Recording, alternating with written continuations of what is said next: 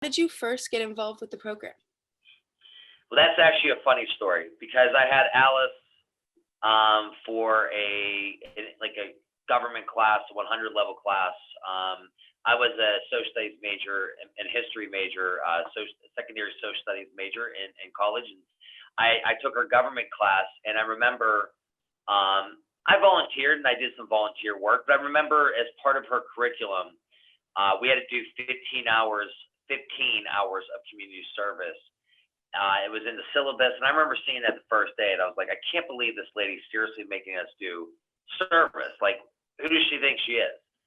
And then I ended up working with a youth baseball program, teaching like really little kids, and I had like the best time. I had so much fun, and I'll never forget. I took her final, and she had been talking about AmeriCorps in our class, and I went up to her afterwards, and I just kind of just started having a nice conversation with her, and I talked to her about how I really like helping people and how enjoyable that doing that service project was. And I'll never forget what she said to me. She bluntly said, "Well, why don't you put your money where your mouth is? Join AmeriCorps." And I left, and I was like, probably saying some pretty mean things about her.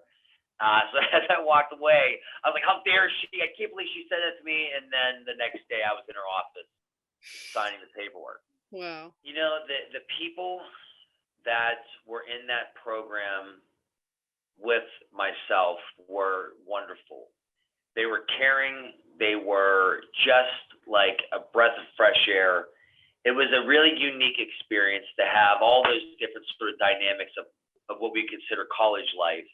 And then to have that program as a place where we would go, and honestly, we felt like we were all making such a difference.